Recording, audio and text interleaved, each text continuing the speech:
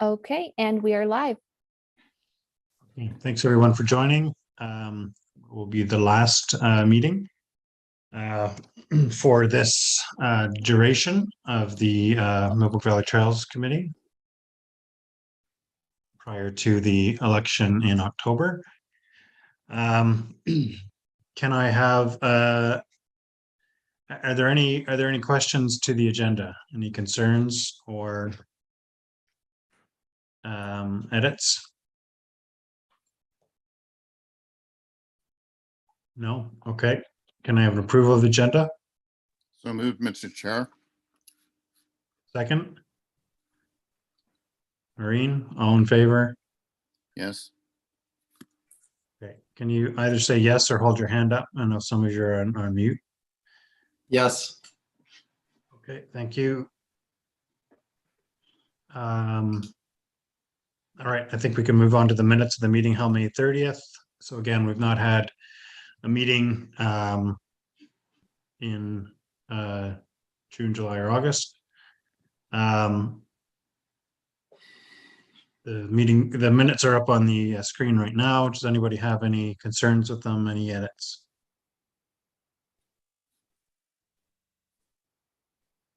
If not, can I have a motion to approve? I'll move it, Mr. Chairman. John, seconded by Maureen. All in favor? Yeah, great. Okay. Excellent. So Carly, do you have the financial report in absence of Ms. Hurley? Yes, I do. Thank you, Mr. Chairman. To date, the committee has spent $1,138.73 in materials and supplies, and you have spent a total of $1,373.76 in contracted services. So that leaves with a total of $3,787.51 remaining. Does anybody have any outstanding invoices? No. Okay, I do. I've got one for it's not a large amount. It's for a replacement of a post hole digger. We broke the post hole digger at our work day in May.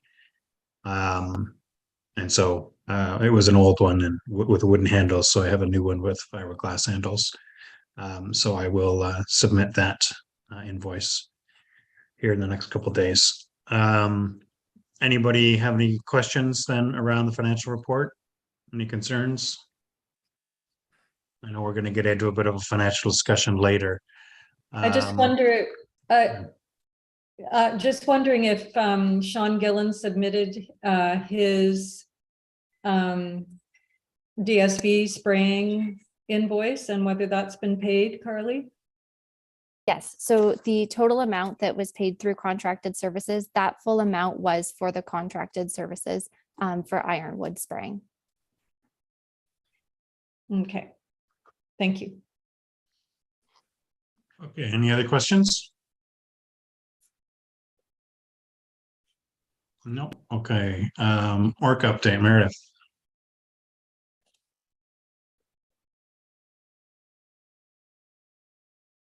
Great. Thank you very much. I don't have a lot to update. Dan has retired since our last meeting, and we have our new CAO, Jeanette Lovey-Smith, who's joined us from the city of Brockville. So that's great, and hopefully you'll all have a chance to meet her in the near future, if you haven't already. We are in the midst of tree planting season, and all of our other programs are up and running.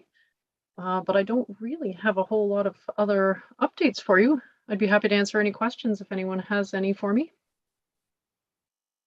Okay, great. Any questions for Meredith? John? I guess I'm not muted. In total, are we in drought or are we underwater at this point? Excellent question. Through you, Mr. Chair, we are in normal conditions right now. We did have our last meeting of the water response team on the 15th of September. And because of the rain that we did receive in the first part of September, we were able to not enter into any low water conditions, and so we remain in normal conditions, which is great. Thank you. I have just a comment. The area around the berm and the rim of the field near the mill pond, that buffer area is particularly gorgeous this year. It's just the variety we have there now is just amazing. It's never been better. The buffer that, or the area along the drainage ditch along Station Trail is also similarly populated with gorgeous fall color right now. But we do have an area of Phragmites, unfortunately. We have lots of cattail, but we have a small area of Phragmites that has gone to seed. So we're going to have to combat that there. I didn't notice it till too late in the summer.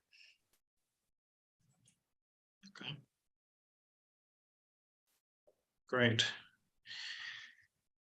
Thank you. Any other questions for Meredith?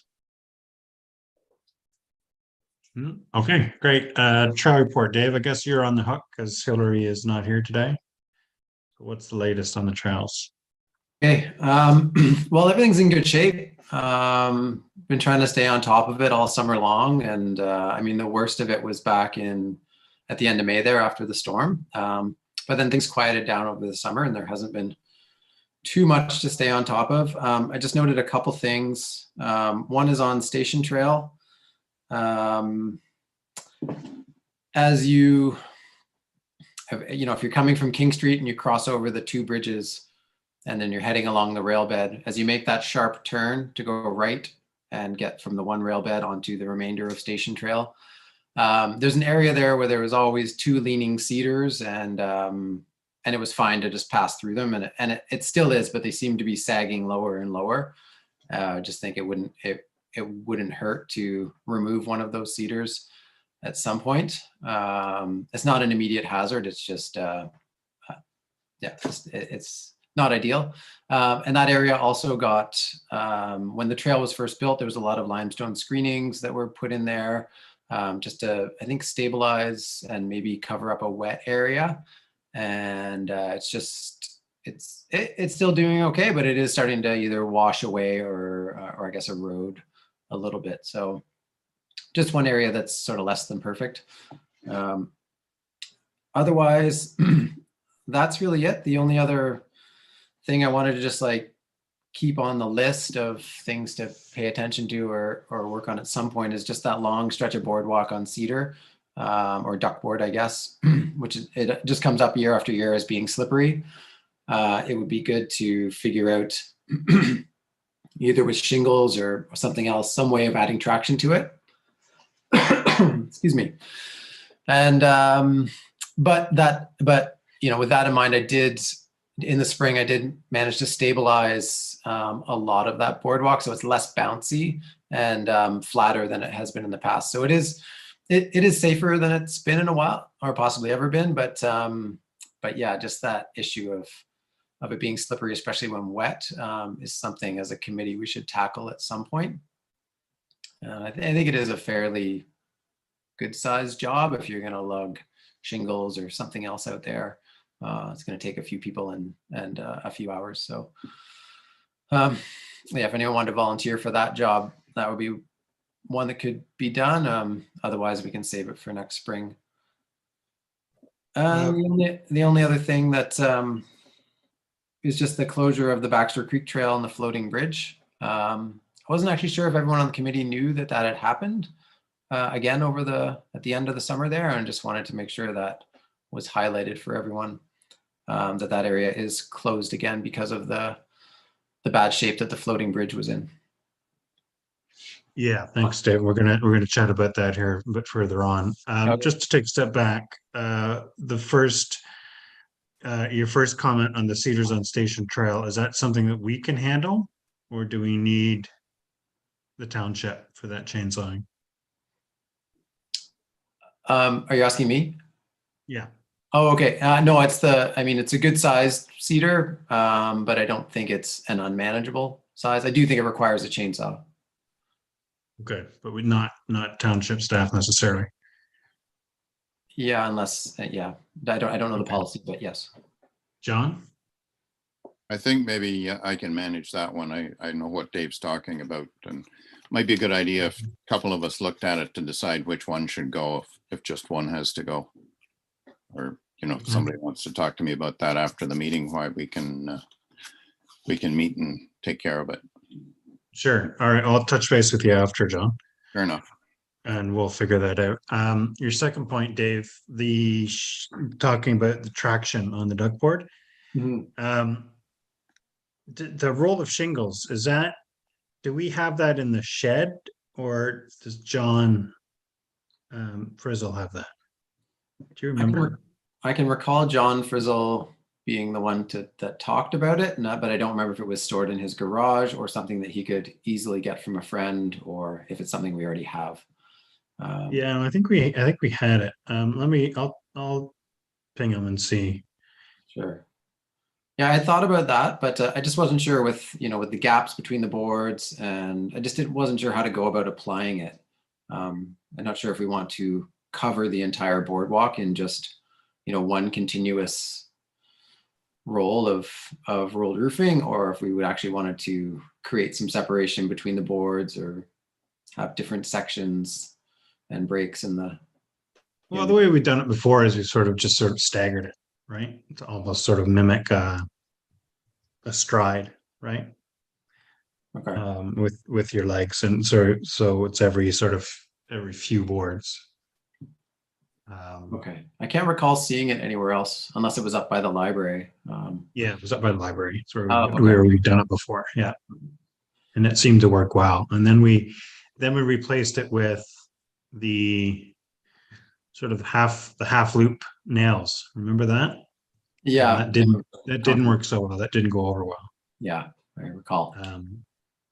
Yeah, And chicken wire so- too, I think chicken wire was ruled out as something we tried, but there was an issue with a dog claw. With the dogs. Yeah. So I think shingles are the way to go. Yeah. Okay, is that something you'd like to see on before winter? Yeah, I mean, we're entering a wetter season, and it is most slippery when it's wet. So if it's something that other people are available to help with, or even initiate, that would be fantastic.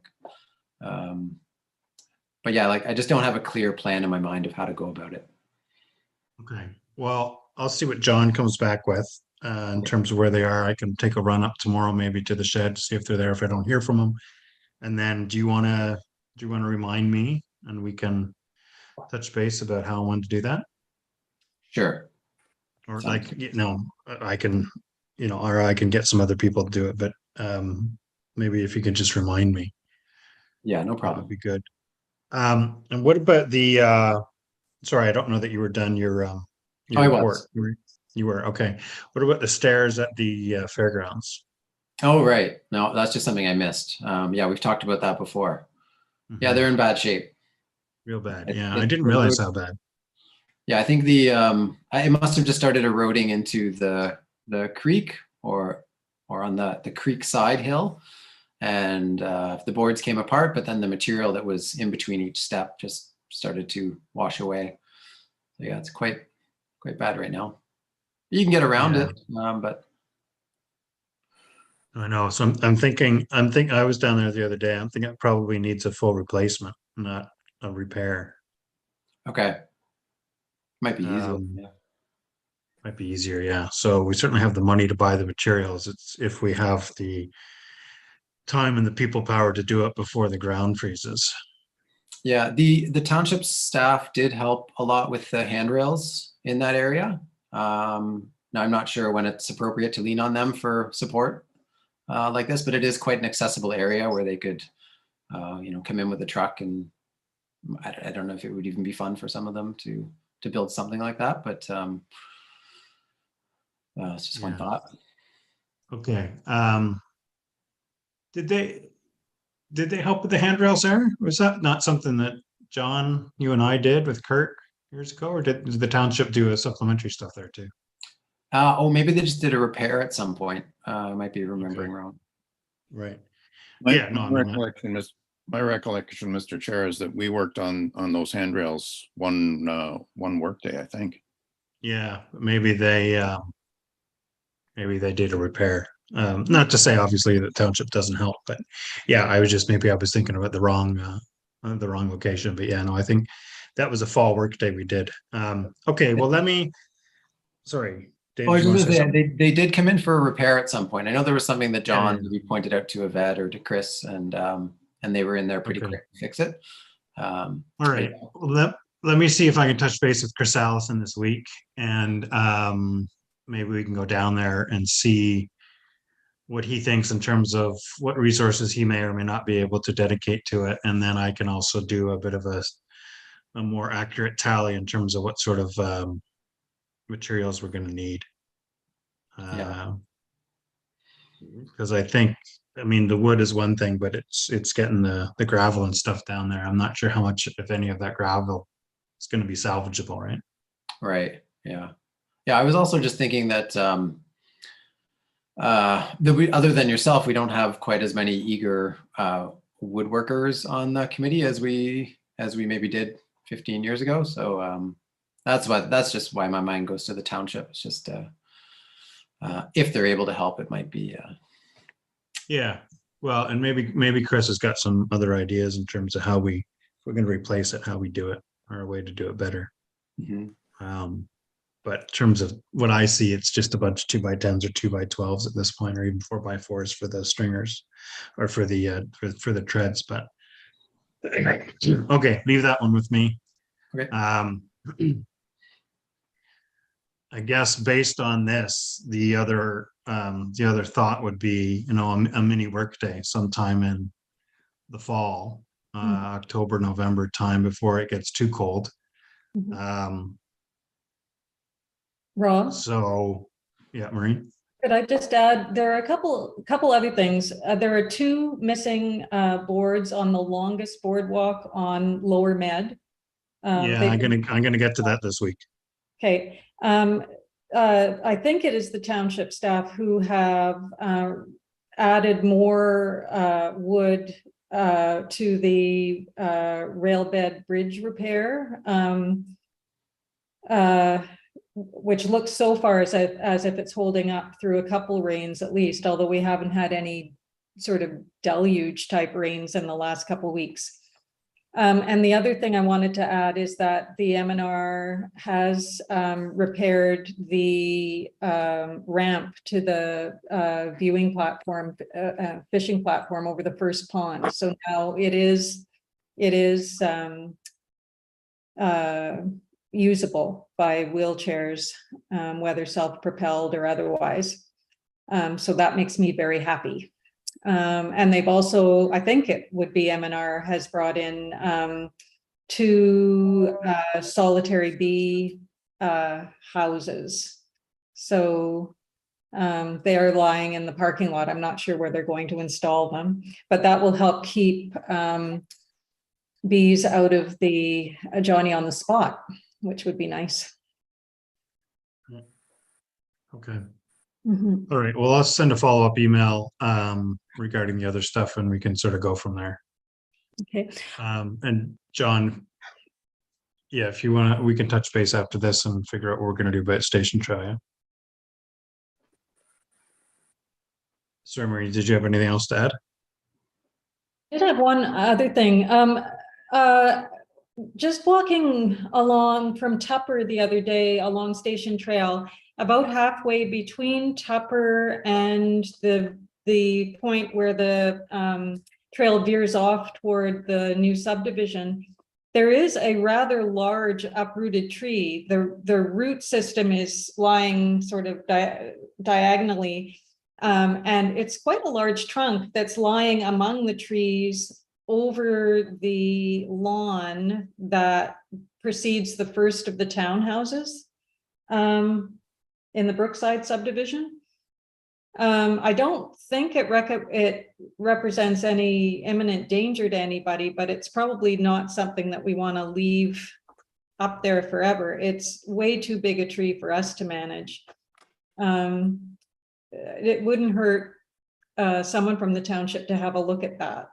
It must have come down quite long after the Draco, because it wasn't like that when I was doing my walkthroughs after the Draco.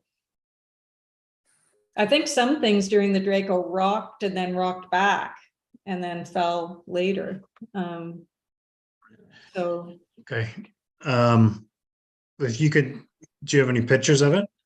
I might, and I can send it to you. Okay, yeah, that'd be great. Okay, anything else on the trail reports? Sorry, I don't know if it's been mentioned, but just south of Zion there's a nice little booby trap of a plank sticking up on the boardwalk. Has that been noticed? South of Zion, no. Did you see that, Dave? That's on the longer duckboard section.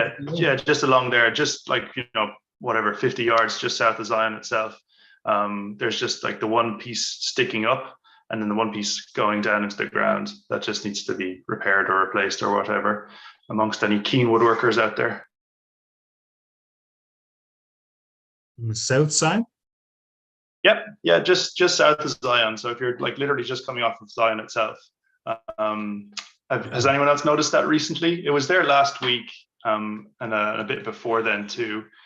Just one piece that sticks up, but it could catch your shin if you're out there at night, like I am, or if you're just not looking. And sometimes it's not visible, so you can step down into it, and it kind of just collapses underneath you partially.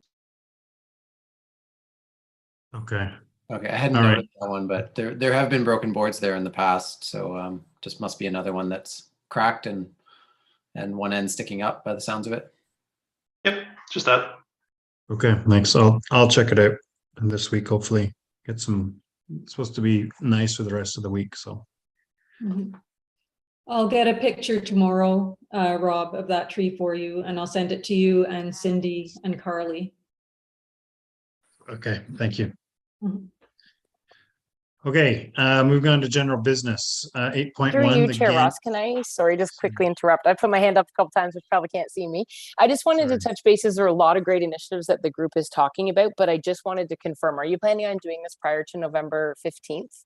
Just from so this committee continues to be in their formation until the end of this term of council, which unfortunately is coming up. So I just wanted to make sure, and obviously we do hope that everybody does still apply for the upcoming positions that will be posted. But we just wanted to touch base just to make sure that if this was something that the committee was going to work on, that we just had some timelines in place on when you wanted to do that work, just to make sure everything was in place. Just keeping that in the back of your minds. Yes, I think this will be done before that date. Does that mean we have a meeting in October? You have a meeting November 7th, actually. You'll see that at the bottom of your agenda that Carly created. No, November 7th. Okay, Yep. sorry. You will not be meeting. Yeah, that's okay. We didn't want to interrupt you because then you said before the election. So then it's not that you were incorrect. It was that it was the last meeting prior to the election, but you will be reconvening on November 7th. Right. So after November 7th, if we want to continue, we'll need to reapply. Yes. And there will be information circulated. Our team's just finalizing the terms of reference and the notice and everything, but it will not be circulated until November. Okay, perfect. All right, any questions on that? Anybody? Okay, great. Gani Enduro race. This is Dave.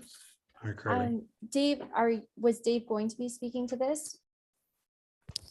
No. Okay, wonderful. So we really are just looking for a motion from the committee to either support or not support. And I do have the following motion that was passed at our previous council meeting. So this was a presentation from Alex Smith, the Gani Innuendo race. And the motion was that the Gani Innuendo race information presented by Alex Schmidt be supported by council in principle, subject to staff satisfaction and Millbrook Agricultural Society confirms support, and that there is proper signage, parking, insurance, and safety precautions in place, and that the information be forwarded to Millbrook Valley Trails Advisory Committee, where we will ask for your motion to either support or not support the race.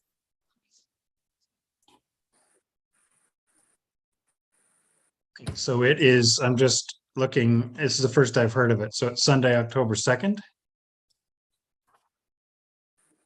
New for 2022, a one-day Enduro Fest split between morning and afternoon. The morning stage is 21 kilometers and the afternoon stage is 26 kilometers throughout the Millbrook Valley trails. Is that correct? What trails are we talking about here? So I would have to direct any further questions back to Alex, the organizer, as I am not familiar, or to our staff who will be working with him, providing that the Trails Committee also provides their support. Okay, hang on, I got it here. I'm just bringing up their website. So this year's race will feature 6 stages in the Millbrook Valley Trails. The morning stage will be on Backstage Pass, Lower Ganney Transit, and Trenchtown. The afternoon stages will be in Trenchtown, Upper Ganney Transit, Backstage Pass, Route Survival to the Pond. So unless I'm mistaken, the only ones that really affect us are Ganney Transit. Is that right, Dave? Are you involved in this? No, I'm not involved in organizing it, but I am familiar with it. So, so they're looking to, this is a repeat of the event that happened here last year. And so their goal last year was to start and finish at the fairgrounds.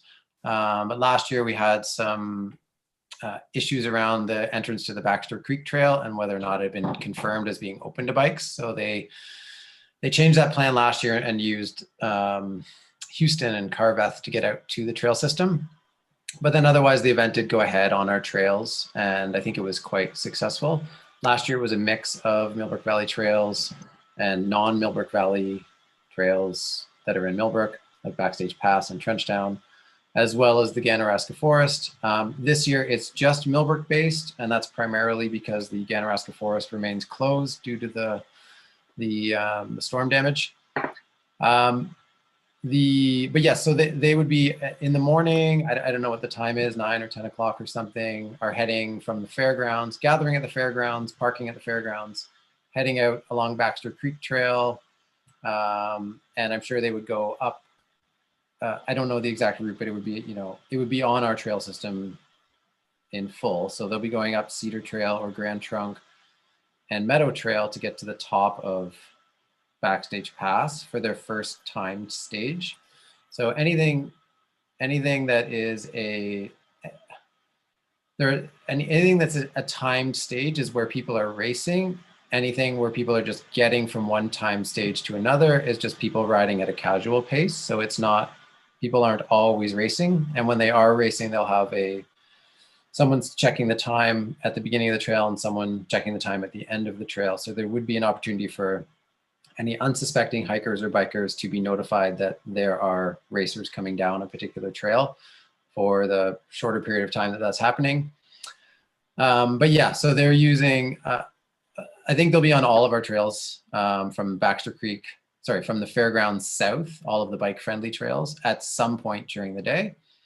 They'll also be using, I believe, Zion Line, so the road itself, to get out to further points closer to Ganney Transit as opposed to riding up it. But yeah, that's how it would work. So it's just the six stages are, we will do a time session for each rider on Backstage Pass. We'll do a time section for each rider on the western portion of Ganney Transit, and then again on a different portion of Ganney Transit. And then the way the race is structured, you add up people's total times for the day to or which stages they won to determine a winner. So, but yeah, based on the fact that it did go ahead last year, and I do think it was a successful event that highlighted our trails positively and our community positively, that I'd personally be in support of it happening again this year. Okay, so Carly, council approved the motion? Council supported the motion in principle and then subject to staff satisfaction and Millbrook Agricultural Society confirmed support because some do go on their property, as well as that the requirements for staff are met. So there is proper signage, parking, and insurance and safety precautions. That hasn't been confirmed by the organizers yet? At this point, it is my understanding that we are looking for a motion from Millbrook Valley Trails and that staff would continue to work with Alex. Okay, so my concern would be that there's proper signage, right? Because I know we had some concerns last year around signage and letting people know that the trails were closed and or, you know, bikes were on it, races were going on. And I know that there were some concerns around signage being left up after the event. That, I mean, I think that was just missed, to be fair. But again, I think from Millbrook Valley Trails point of view, it would just, we would want the proper signage. Obviously, we don't want people getting, you know, our walkers, etc., being impacted and or hurt by mountain bikes coming around the corners, etc. And that, you know, damage to the trail would be, you know, minimal or non-existent at best. And, you know, all the signage and things would be collected afterwards. I don't know. I don't obviously get a vote, but what do other members of the committee think?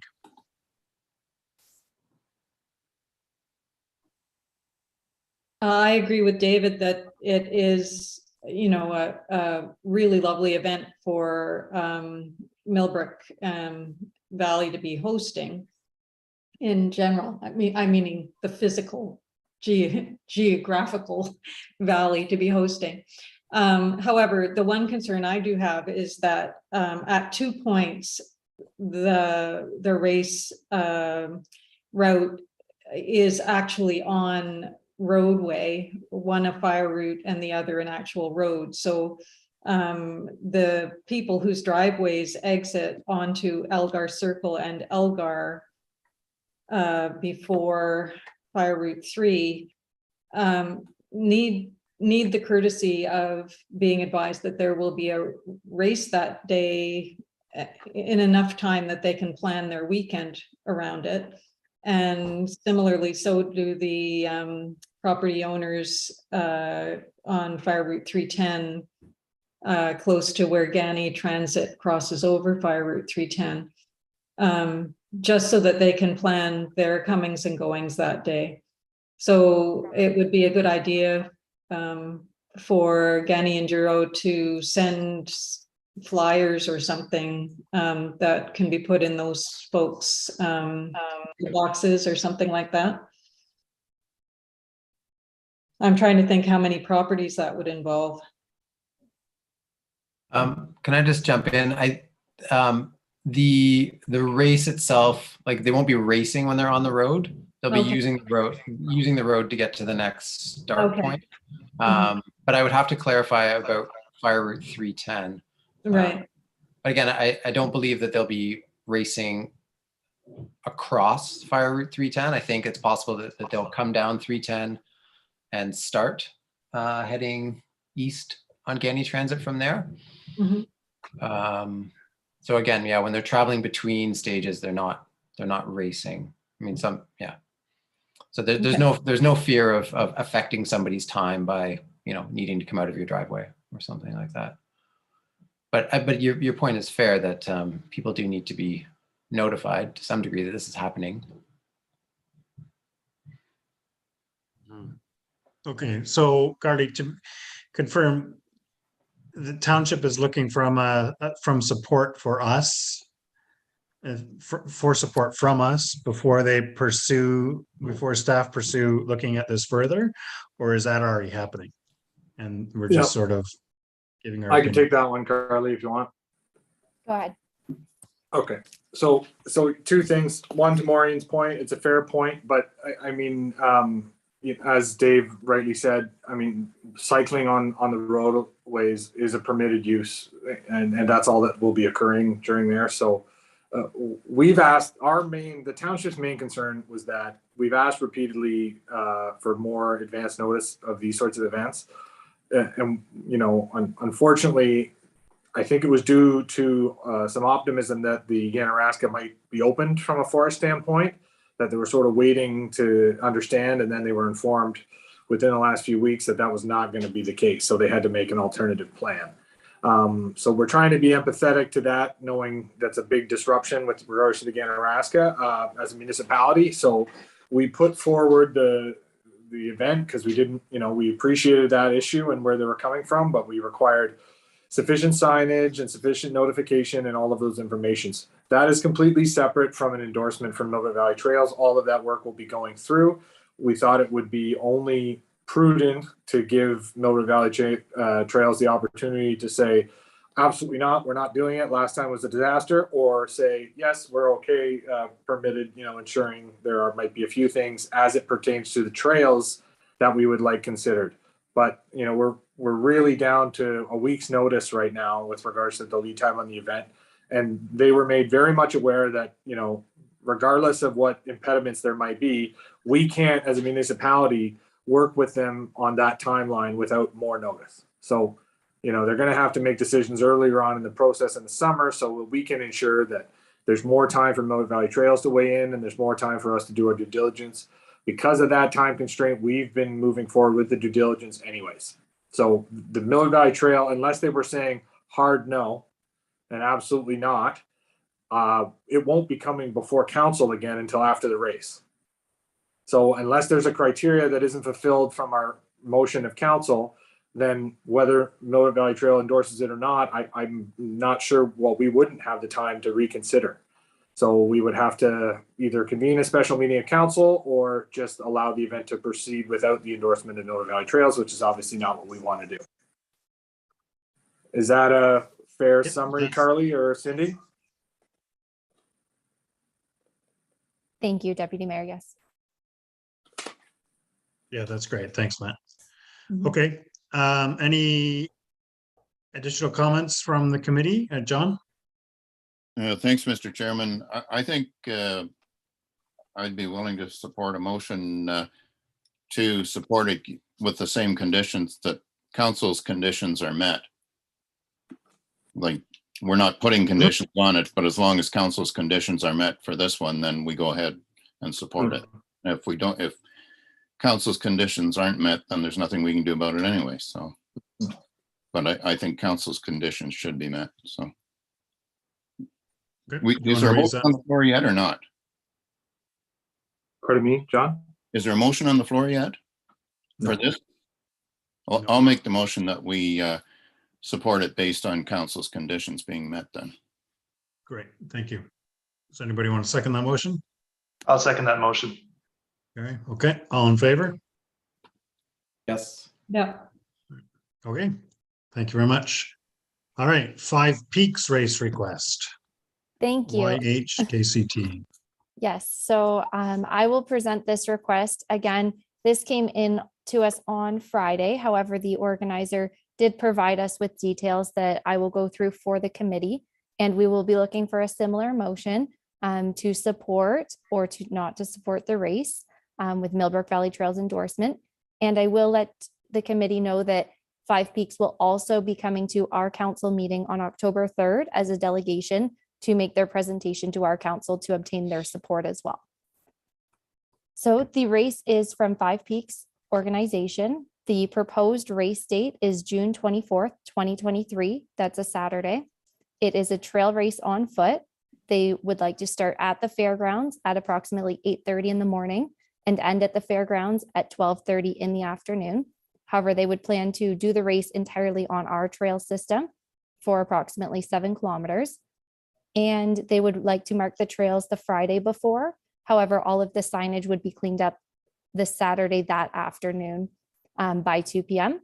And they do carry the insurance requirements at this time for volunteers and racers. Okay. Have they identified what trails they want to use at this point? Not to myself, that would need to be provided throughout the planning process. Okay.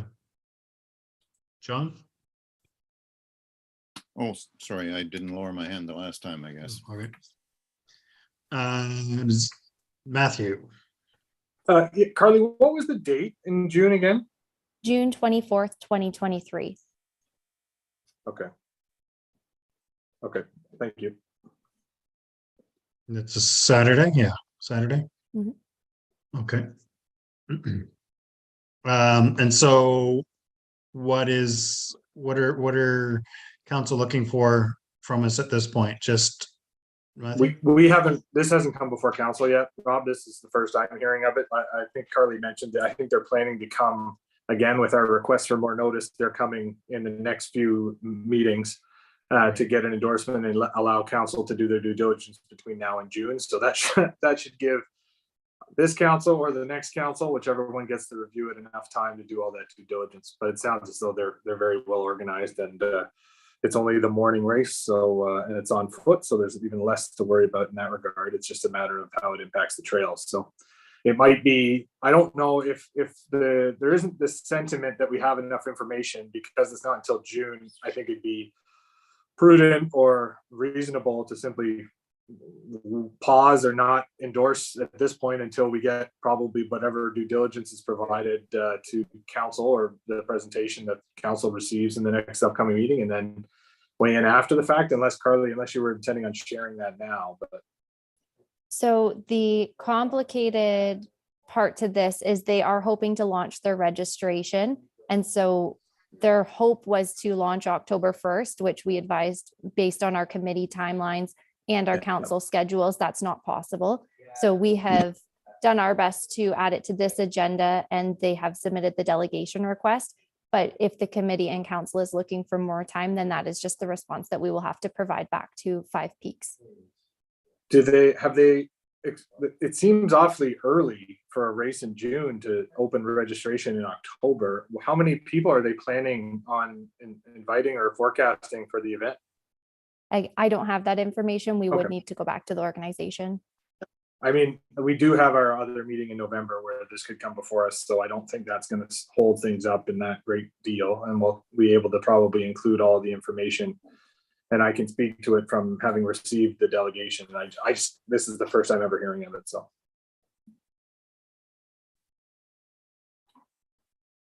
So we don't need to do anything at this point then. If you wanted to give it a precursor or a pre-endorsement, you can, but it's up to you guys. I really like, without the information, it's really kind of hard, but I don't see any issue with just deferring this conversation until the next meeting when we actually have the content. If you wanted, if the committee so chooses, it's up to you guys. Okay. Any thoughts from the committee? John? Thanks, Mr. Chairman. I guess the concern would be the number of people. Because we could have a wet spring, in which case things could be pretty messy if it's a lot of people. And I couldn't define what a lot would be. And I guess I'd be concerned about guaranteeing, certainly, but I'd be concerned about guaranteeing support at this point. We should know better after the next meeting. But there have been years when the trails can be pretty muddy in places in June, and people could be slipping around pretty badly if they were trying to run as opposed to walk carefully. But it's one of those imponderables, so I don't really have a motion to follow. Yeah. John, I'd be happy to ask the question about alternative strategies or delays or postponement when it comes forward to the delegation, and I could bring that answer back as well, because you're exactly right. What if we have a week's worth of rain, up to the event, and then you're having 100 to 150 people running on the trails, or who knows how many, that could do a fairly calculable damage to the trail network. That would then make it, a lot more work for the volunteers to get them in shape for the summer. That sounds reasonable to me. I could just comment that I guess I am pleased to hear that there is another race being planned. I mean, we're probably all not wanting for there to be too many races going on our trails throughout a year, but the fact that there's a well organized event like this for trail running, I'm pleased to see that. I think in terms of the timeline, John, you are right that yeah, June, you're never quite sure where you're going to get in June, and trails like the Baxter Creek Trail out towards Zion Line and that one section of Grand Trunk can take a long time to dry out each year. But I think June 23rd is going to be right around that sort of threshold of being wet versus being consistently wet versus consistently dry. And so it's about the earliest time frame that I would personally, like as someone who's going to be doing some of this trail maintenance after the fact, it's sort of right around the sort of threshold time that it's probably okay to say, you know, chances are good it'll be dry by then, but it is right at the cusp there. So it's a good point. But I'm excited. I'd like to know some more of the details, especially if it does seem like a bigger event that people go to and follow around to different cities or different trail networks, that it could be, you know, a few hundred people, and we've never had something like that before, and just like to have some time to ponder that. But, you know, at first glance, it sounds like a great event.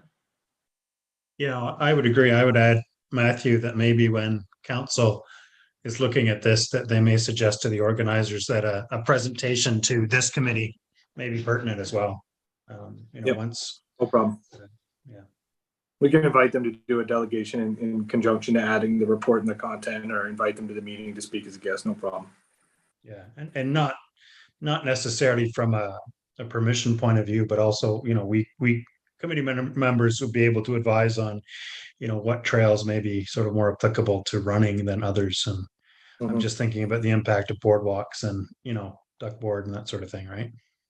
Yep. Okay, any other comments on this? No? Okay, excellent. Ganaraska Trails update. Carly, are you going to do that? Yes. So we did have a meeting, staff at the township had a meeting with Ganaraska conservation staff, and we went over a variety of topics. So we'll just go through them to advise the committee and let them know of our conversation. First, the Ganaraska is having some issues and concerns with cyclists and sometimes ORVs. Currently, that portion of the Ganaraska is closed. However, they are still having an enforcement issue with permits and along those lines.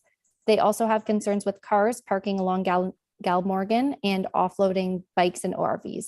So they will be working with the township to resolve these concerns. Also, Ganaraska staff would like to develop an agreement of understanding between the township and Ganaraska. And we will be doing a walkthrough with their staff on October 13th. We also are going through some of the trails during that time. And Ganaraska has advised that unfortunately, the portions within Cavan Monaghan Township that have been closed due to the storm will not be reopening on September 30th as previously hoped. So at this point, I don't have any further communication, but they will be providing us with updates, and we will send that out to the committee as we have them. But the Ganaraska Trail System will not be reopening on September 30th. And those are the updates that we have from that meeting. Any comments on that?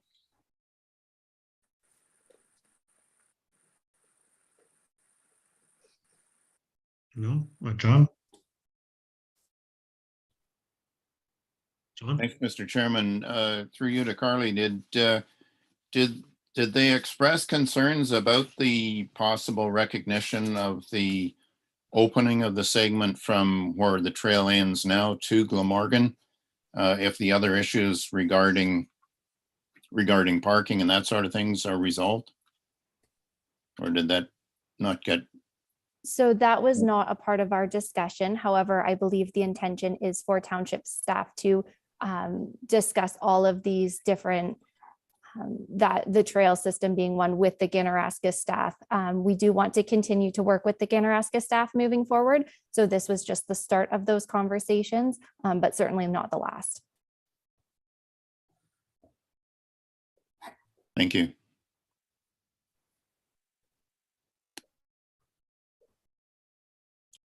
Any other comments?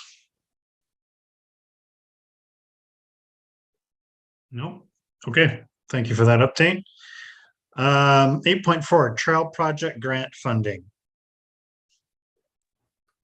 All right, this is also us. So we just wanted to advise the committee that the township did apply for and receive funding for a grant. And the total funding is $25,500, and that will be used for a variety of projects. And we're very, very pleased with that.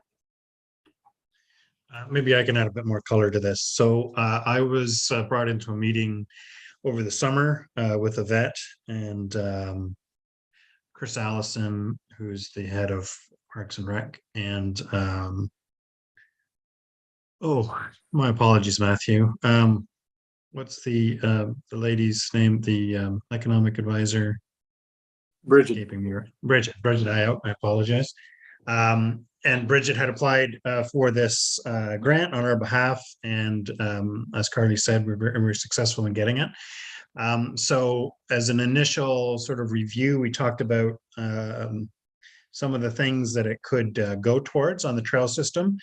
There are some, criteria related to the funding. We can't just spend it on anything, but it is a fairly broad spectrum on what we can spend it on. But the thing that sort of seemed to be at the sort of the forefront of our thinking at the time was to replace the floating bridge, as Dave mentioned in his trail report. That trail is currently closed, and that bridge has not been in good shape for quite some time. And we had, as a committee, talked about replacing it earlier based on the very kind grant that the money that we received locally just before or during COVID. I can't remember, Dave, but Dave was sort of responsible for that. And for any of you who've sort of been out there and looked at the bridge in any real detail, that is a big job. It's not just replacing it, but actually taking what's currently there out and bringing new material in. And obviously if you think about the actual geographic area, there's not really any room to sort of set up in terms of sort of building on site. It's pretty tight, it's pretty closed in. Obviously it's very wet. And so we thought about putting the money towards having a third party company come in and do it, because we had discussed the possibility of even myself sort of building the bridge in sections in my workshop and then taking them out there. But I'm not saying I'm not sort of willing to do it, but it is a very large job, and the least of which, as I said, is just taking apart what's already there and dragging it out. So Chris Allison at the township had suggested a company that the township had worked with before called Green Up. And I think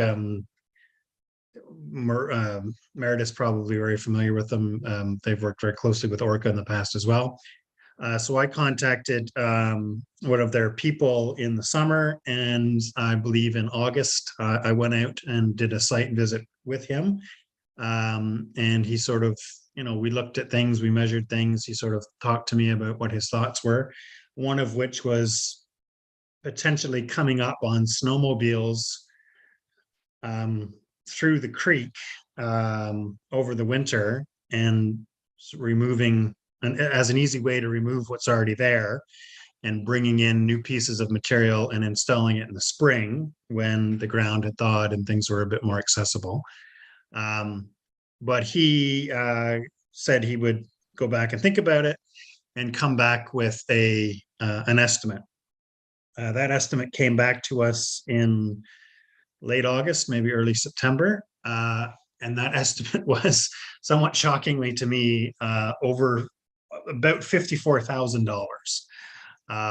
So obviously a lot more money than the grant is proposing, and more money than obviously, the grant plus I believe it's about $18,000 we already have in the bank.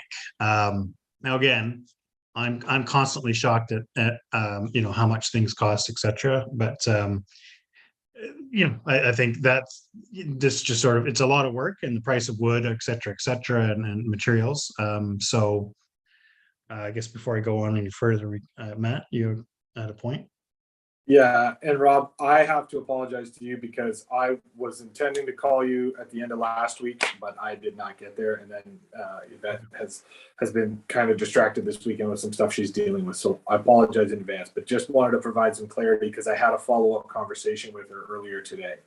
So I'll take responsibility on any obstructions to clarity in that regard, and apologize for not giving you more advance notice.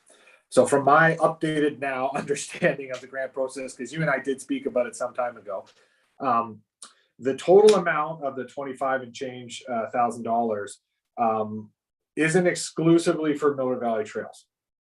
It is for a myriad of projects that can include certain elements of Miller Valley Trails, but the update or the more information that we've received, it needs to entirely be spent by December 31st, 2022. So there are a number of things, including some finishings and fixtures that I believe the township is intending to utilize some of those funds towards. But I think there is an understanding that there is some funds that we as a council would be happy to consider incorporating to Miller Valley Trails under the caveat and with the condition that they need to be bought, purchased, not necessarily installed, but purchased before the end of the year. And we only have our one meeting left as this board to finalize any of those sort of purchases. So we're really sort of up against it with regards to what can actually be done. So as much as I was initially sort of more optimistic that maybe we might be able to bridge the gap to the sort of exorbitant cost of the boardwalk replacement, the timeline is just not going to be amenable to that. Nor will all of the funds be available to exclusively dedicate to one project. There's a few other things that were components of the application that are also going to be met. So I don't have specifics as to how much is left or what could be done. The one thing Yvette and I did speak to is the ongoing issue that we've been going through the last 4 years is signage. If the committee felt like we're at a position where our mapping is up to date, and those trailhead signs could be purchased or ordered in some capacity, that would be a viable use for some of these funds. If there was other things to purchase for a trail that we had like on short order that we knew we were going to moving forward, I think those could be considered as well. But because of the tight timeline, it really has to be as simplistic as it could. And even things like additional flyers that I know we only printed a small amount on or are always needing more of, that could be something we could also do. So the timeline is really tight for this committee or this iteration of the committee. There could be, I mean, you'll probably have maybe one meeting of the new committee, but I just doubt that new committee is going to be able to action expenditures on that short a turnaround. So it would be better for us to either decide on a few, if there's low hanging fruit projects now that we can get wheels turning on, or if we want to, or if we need to come back with quotes at the next meeting for some of those items that I may have listed, then that's probably going to be the only thing that we can really do much with regards to this timeline. But Cindy or Carly, I'm not sure if that is consistent with any more updates or more recent updates, but I apologize, Rob. I've been meaning to get back to you and I just didn't. I apologize. Okay, no, that I appreciate the update. Yeah, that's all news to me. So I guess my initial question is, well, that's sort of different from what was communicated to me earlier this summer. So what portion of the 25,000, I guess, is thinking of being allocated towards MVT?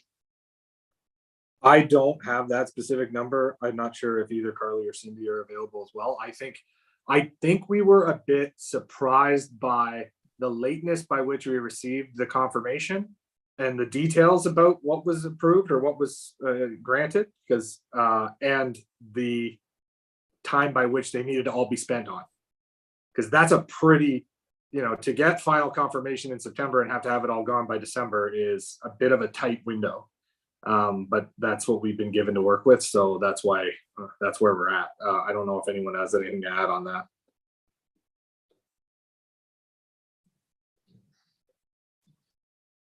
Carly or Cindy, do you have any updated information on that?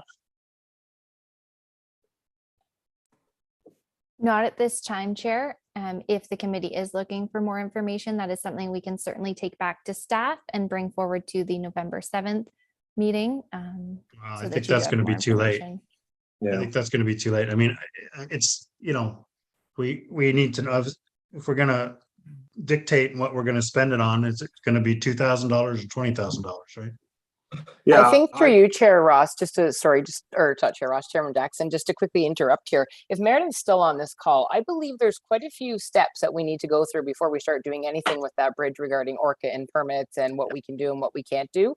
So I think, to be fair, this is great that we have this money, but I don't think we just want to lock ourselves in to spend it and not adhere to the Orca requirements. I think this bridge has been on the topic for a while, but I do believe that there's checkpoints that need to go into place. Meredith turned her camera on here, so I bet she's going to add something. Well, before I'll jump in on that. I mean, that was all taken care of though, Cindy. I mean, in terms of, the gentleman at Greenup told me that he had already talked to Orca and, understood what needed to be done. I mean, obviously we hadn't filed any permits or anything like that, but yeah, I mean, that we're very aware of that, and that was sort of included in the process and in the cost estimate. Yeah, our threshold is also a $50,000 threshold that requires certain levels of component once you throw a procurement bylaw. So I would imagine once that dollar value came in, that would require an RFP and a whole other process. Not to speak on anybody's behalf, but that dollar value does create a different threshold with what we can do with that money. Yeah. We have a procurement process that needs to be adhered to, and as much as it's eye-opening and definitely valuable information to understand the sort of market value of the project, like the municipality has to do its own due diligence and be involved in a process, a project of that size and scope, and it's not something we can just sort of yield all controls to the committee to oversee, because I know that there's some ongoing conversations with our insurance provider as well as to, certain components and thresholds that need to be met with regards to the negotiations around our premium as a municipality. So there's a lot of moving parts from a municipal standpoint as to the project itself. So I know we won't have our due diligence completed for a project of that scope and a turnaround of an RFP for that sort of project before December would be, with the changes that are going to happen here and who knows how extensive they are. It's just not going to be feasible for us either. So, and just for clarification through Chairman Jackson to Meredith, is that correct that the permits in the process, whatever has been confirmed with Orca, those requirements have already been met by? Thanks, Cindy, and through you, Mr. Chair. I did receive an inquiry from the contractor who was hired or who was asked to provide the quote, and I did send them through to our plan review and permitting staff. So I know they did have a conversation. I apologize, I wasn't prepared to provide an update because I didn't know we were talking about that at this meeting. I can certainly find out if sort of what the status is, but yeah, a request was made, so I know that the contractor did reach out to our plan review staff to discuss permitting. How that conversation ended up, I'm not aware. I can certainly provide an update for the committee. It's fine. I mean, I think it's all a moot point now anyway, right? I mean, we know we're not going to be spending the money on this, but yeah, I mean, when I got the quote back from Doug Kennedy, I'm looking at it right now. It says, building materials, pressure treated wood. The Conservation Authority was contacted and no problem is foreseen using these materials. All costs in terms of permits, etc., have been built into this quote. So, and I had a conversation with them too. So yeah, I mean, this is not something that we were doing without the involvement of Orca by any means. But again, a moot point because, we're not getting, it sounds like the full $25,000 anyway now. And certainly we don't have the timeline to be able to do it. So from a committee standpoint, what's the timeline like in terms of when this committee will know from the township how much money there is to spend by December 31st? My suggestion, and I know it's not a perfect or ideal circumstance, would be if there are a list of projects, I wouldn't think, I would, if we can list them and what their estimated value would be, then there might be eligibility criteria within those projects that make some more viable and others less viable. Like I haven't seen the application myself, so I can't, I asked for it to be forwarded to me today, but I haven't seen it as of yet. So I can't speak to what would be more viable or less viable or what might not qualify, but it was kind of left fairly open-ended to me. If there were anything, like I would say if you listed a few things that gave us in between the 5,000 to 10,000 range, and there were multiple projects, we could, you know, pick and choose through there as whatever the grant criteria are. So that would be sort of my recommendation. And I think we might even struggle to come up with that funding, considering we still have about $2,500 to $3,000 remaining from this year's budget also. So there might be, if we're not able to get the full amount for some of those projects, then we could, you know, get the portion that we are eligible for and then utilize the remaining funds that are in our account. I think, to me, the signage thing has been something that's been lingering, that it would be great to use if we were able to, you know, fund $5,000 of that cost and then utilize the, you know, the 2,500 or whatnot. I think that would be close to some of the costs that we talked about for those sorts of projects.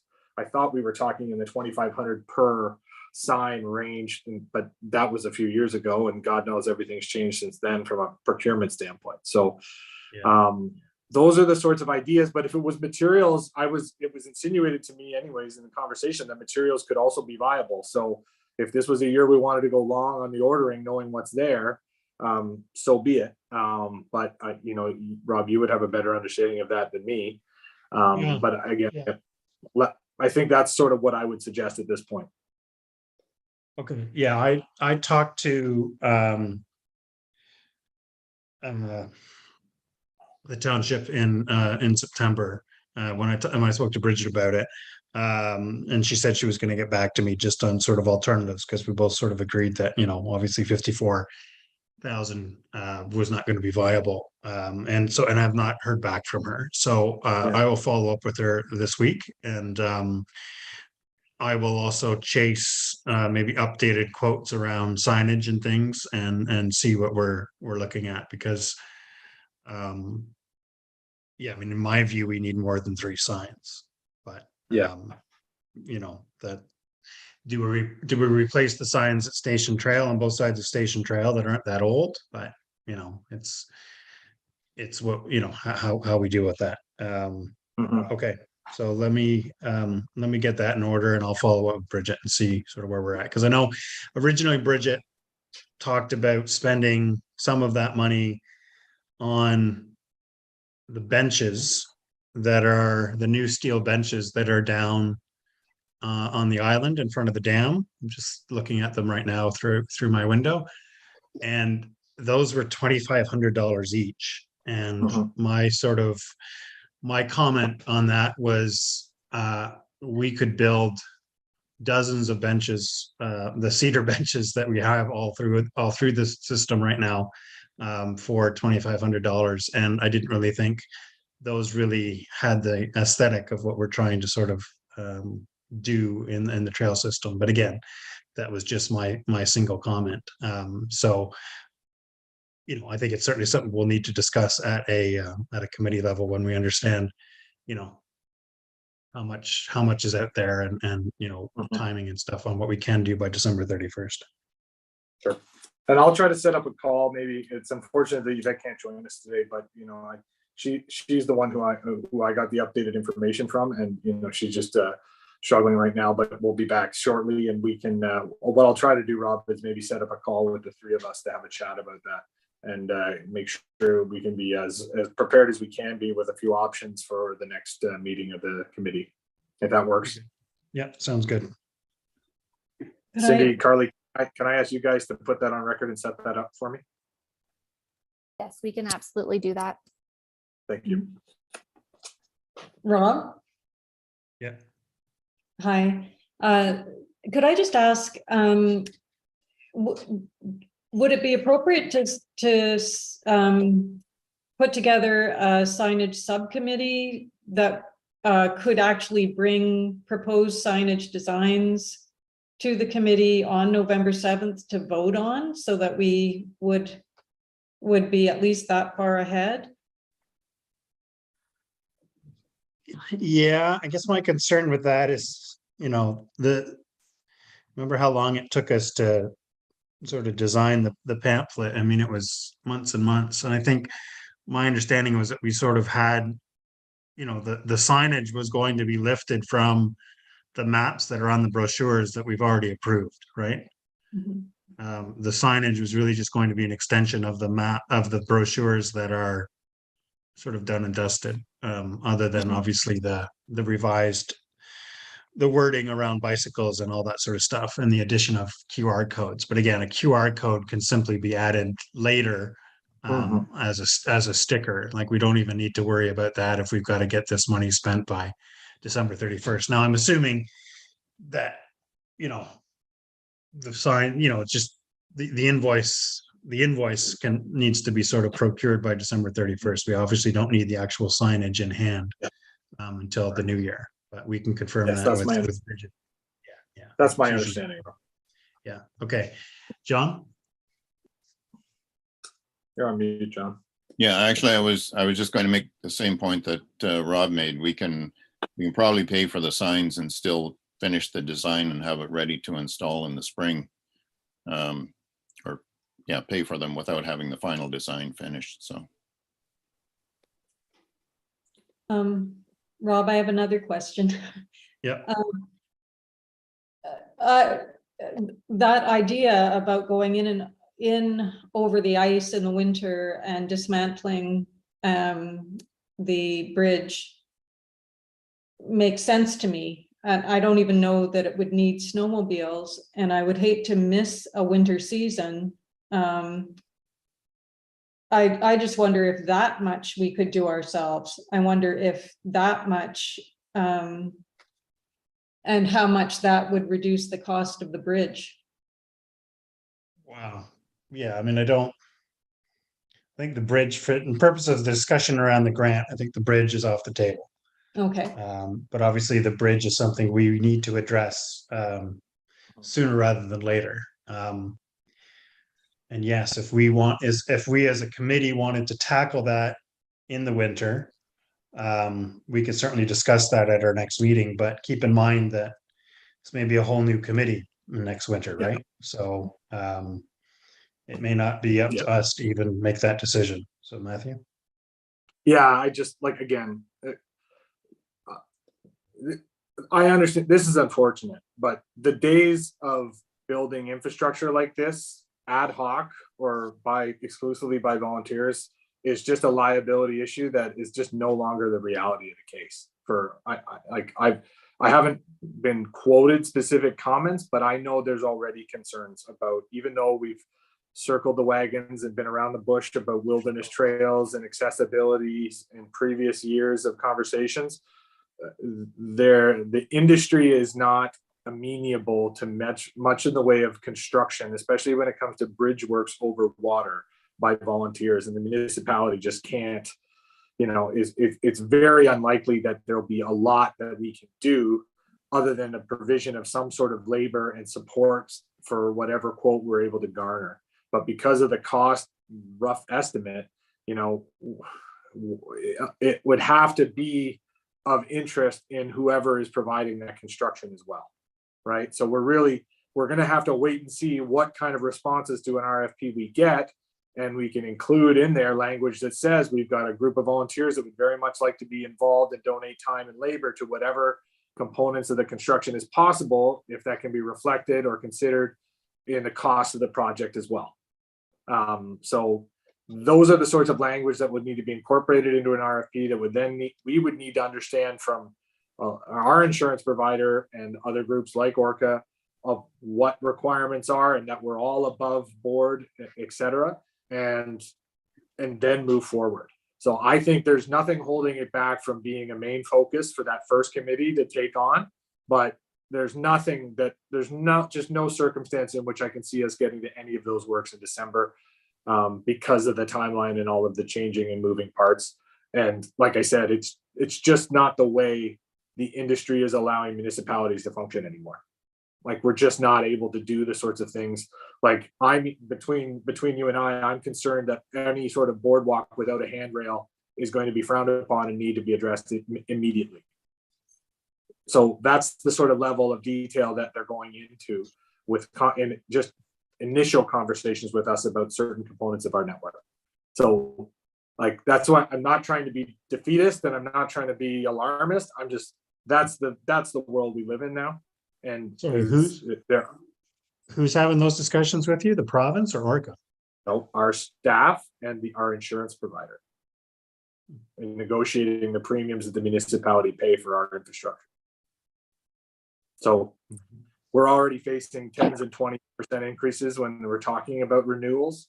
And along with those is we're going to need to do some more due diligence on some of this stuff. And I'm just kind of peeking under the covers of saying the types of things that I've heard the questions around. So when it comes to, and now I'm just applying that sort of logic to a project like this over water that, you know, we've already obviously shut down due to the current conditions of where we're at, but that's the sort of world we're in now and where we'll be going into, why we need to be fulsome with the RFP. And we do all of our due diligence to ensure we're not building an illegal structure or a structure inconsistent with our insurance. And presumably other townships across the province are facing similar things. Insurance is a black hole for municipalities when it comes to right now. It's seemingly unlimited what the premium increases can be asked for, and there is no relief in sight. Dave? Sorry, I had to turn my video off because my internet connection is not great. All I was going to ask is if this is no longer something that we can do as a committee of volunteers, regardless of this grant, should this project just be passed off to the township at this point to replace the bridge and not involve the Millbrook Valley Trails Committee, unless it's only on a do we want to approve some sort of design or do we want to give feedback to a design? But it sounds like this project is now out of our hands, beyond the scope of this committee as volunteers. And so can this just be handed off to the township at this point to be repaired or replaced as soon as possible? So I'll try to answer that one, and Cindy or Carly can save me if I get too far along, because I don't have that answer, Dave. From my understanding, and John might correct me too, but the issue with that is the sequence in which it would become a priority for the township. Without dedicated funding or the support of it, it has to be added to a plan, which it doesn't currently exist in. And that there are many other larger and previously committed to, or at least reviews beginning for those projects where this one would have to be added to after the fact. Now, due to the potential risk or sensitivities around it, does it have potential to escalate in consideration with all those other things? Yes. But I can't answer the question fulsomely, but that is not a streamlined thing to address it quite quickly. So I can't answer that question, but I don't want to distance the Millbrook Valley Trails from it, because I think there's a valuable contribution to make. And I think that the funding support can also help that project come to fruition sooner than later. Okay. Yeah. Okay. I mean, I guess that's fair. But it does seem like there really is not a role for us as volunteers to have much to do with repairing that bridge. And so I wonder if there's some process we could start to, put it before the township or council or whatever, so that it can be on a list somewhere and it can be prioritized. Because by the sound of things, it really doesn't sound like we are to be involved, and that's okay if it's an insurance thing. I understand. Yeah. But the answer is, Dave, we just don't know yet, right? Until we issue an RFP, we really don't know what comes back. What would an RFP say that could involve us? That we have, like I alluded to, that we have the volunteer group of people that have done works on the trail that would be more than willing to contribute groundworks or ground prep works or any sort of construction contribution that would be amenable to the provider. Okay. I guess it just seems unlikely to me that that someone who's going to quote on a project like this is going to say, yes, we'll use a bunch of your volunteers to do some of the work and expect quality work to be done. And we also couldn't guarantee any number of volunteers. So Sure. yeah. I mean, I don't know what the right process is. It just seems to me like the writing is on the wall, and let's, if there's a list we have to get on, or if something has to happen, then let's get the ball rolling on that so we can get that bridge replaced as soon as possible, even if it's a year instead of 2 years from now, because I'm sure it'll be a long time no matter what. Let's just get the ball rolling. Well, I know Yvette's doing further investigations as we speak, right? The insurance is one part of it, but there's other things that I know she's working on, and she understands it's a priority because it's a great asset in the network of trails. All right. Thanks, Matt. Yep. John? Thanks, Mr. Chair. I think maybe in commenting on what Dave said, I think this would be the wrong time for Millbrook Valley Trails to concede on this point. It's not a good time during an election to make a decision that's as significant as that. So I think maybe we'll wait and see. My suggestion would be wait and see how things shake out after the insurance companies. I don't know at what point you're at, Matt, as far as premiums for the next year and all that kind of stuff, but the insurance will be settled at some point, and may not, I'm not saying it'll be any cheaper than it was, but cheaper than it was projected to be, but we may have more reasonable positions. And once the insurance premium's been paid, and as to what we can do as committees for this particular project or not. So, and through you, Rob, I don't mean to be alarmist about this, but we're just being we're just concerned about the things we're hearing already. But we really don't know until they give us the final quote, because it can, as John just said, I'm surprised all the time by what comes in. These, they ask the tough questions up front, and then you get a friendly rate. It does happen, not all the time, not very often, but it can. So I'm just trying to just put it on notice that this isn't going to be something we can get in before that reality comes. That reality is already here. We're working within it, and we just have to let a few pieces fall into that place. So but as Robert said, because of the timeline and regarding the funding, it's a moot point anyways. It's more of a priority to focus on what we can get done and can spend with regards to that grant in the next few weeks here. And we'll follow up on that in terms of putting some numbers together and some options, and I'll have that discussion with Bridget. Okay, any other comments on that point before we move on to 2022 work plan? No? Okay. Work plan 2022, was this you, Matthew? I don't believe so, but I know that John pointed out a grammatical error that I know Carly's already marked and going through. Unless there was any project, we've already talked about a few components of it, and I actually have a meeting I have to get to at 6:30 here, so I'll have to jump off sooner than later. But if there's questions with regards to any of the components of the work plan, I'm happy to answer them.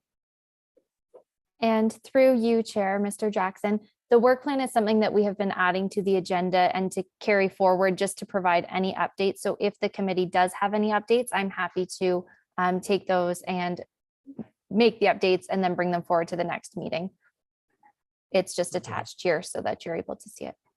Okay, yeah, I think at this point, we're just going to concentrate on the emergency fixes that were noted during the trail report, and look for an estimate and resource estimate and materials estimate for the stairs at the fairgrounds.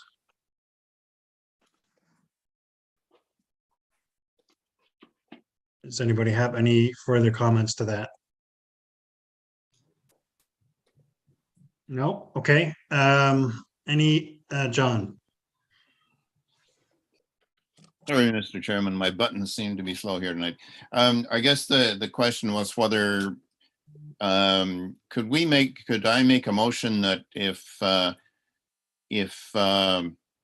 you see it would be advisable that we have a fall workday before our next meeting, that that you have the authority to call it and see, because there would be a lot of work to do on the fairgrounds stair steps if we were deciding to do that. And we usually get a decent turnout, or we have gotten decent turnouts in the fall if we decided for some of these projects to try to get it tidied up before the 7th. So I'd make a motion that if you think it would be useful, that you have the authority to call a fall workday before November 7th. Okay, do we need a motion for that? I mean, can't we just call a workday? I don't know. I don't know. I'd just like you to have that authority if you need it. That's all. Okay, well, maybe Carly or Miss Page could advise us of that. Thank you. We don't need a motion. It's just up to the committee's interest. And we're, again, always happy to share any information regarding a workday through our social medias as well. I'll say thank you then. Okay, great. Any other business, any other topics or concerns that anybody wants to bring up before we adjourn for the evening?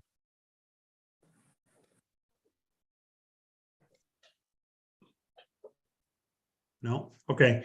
Well, there's a lot of follow-up from this. So watch your email in the days and weeks to follow here in terms of what's going on, in terms of what we discussed tonight around repair, funding, all that sort of stuff. And if anybody has any questions or concerns that they want to bring up to me offline, I'm always available via email or phone.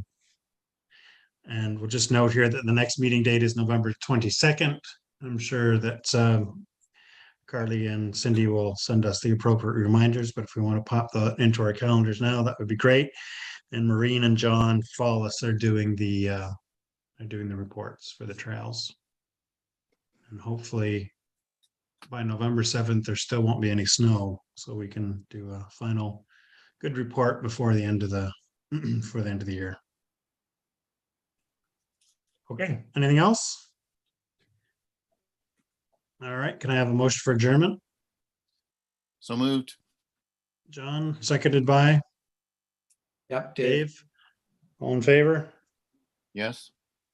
All right. Yep. All right, well, thanks everybody for your time. Appreciate it. We'll talk soon. Thank you. Thanks. Bye. Everyone, good